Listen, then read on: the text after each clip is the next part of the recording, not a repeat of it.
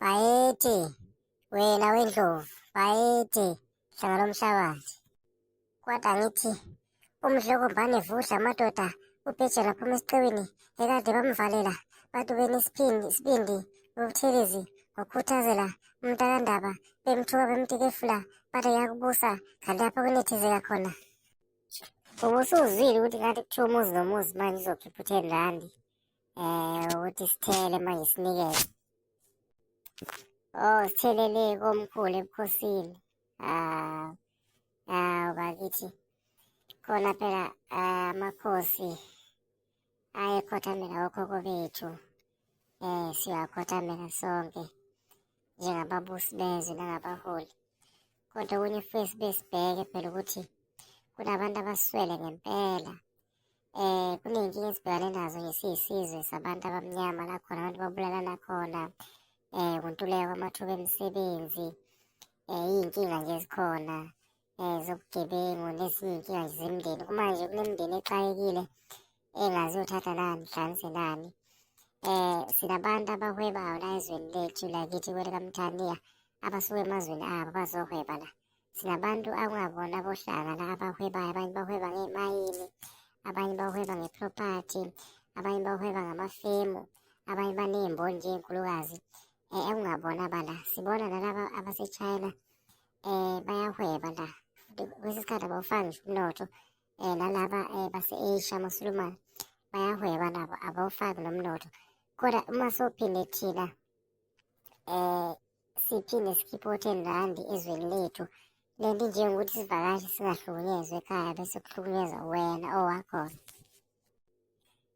Nokuthi mhlampe ungangezwe lakhe abeluleki bakhe, siyafisa kanti kungaba abaluleki abayizingwevu, abayizimpunga nabo. Kungabi ngabeluleki labo besimanje manje ababona ithuba noma ababona iqathe elinonile befuna ukumdukisa ukuze abonakale ebusa ngendlela erongo. Kodwa akube ngabeluleki abazomenza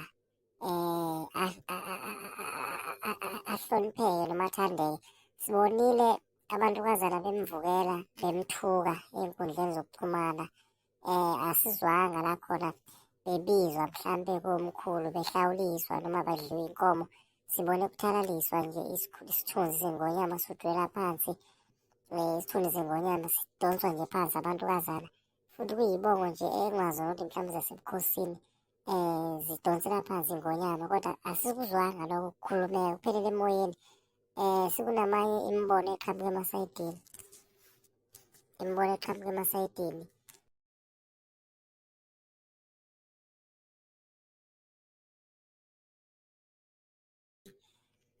khuduleke phansi isithunzi songangezwelanga maqede kwangaba khona ukujeza noma mhlampe ukuqondiseka.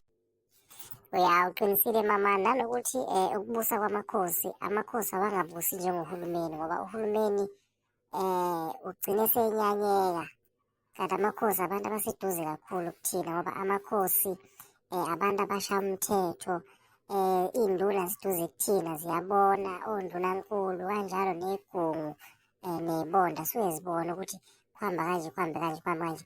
Yabona uma amakhosi kungayiwona athi take over esimeni sobugebengu, kungalula ukulandeleleka nanokugwema ubugebengu, nanokuthi uhulumeni asebenzisane namakhosi ngendlela evikela abantu, kungabi indlela yokuhweba. Uyabona nje mamani masiyobheka ekuthenini sibona amakhosi sebulawa manje, kanti ingenzeki lento phambilini. But into eseshayo selento ukuthi sebayahweba ngomhlaba wobabamkhulu, sebayahweba ngengubo yethu. Sathi isilo umdlokombane vudla amadoda ubheja lapha esikole wathi umhlaba singawulahli ngoba uyingubo yethu soyimbatha mase siyele kobabamkhulu.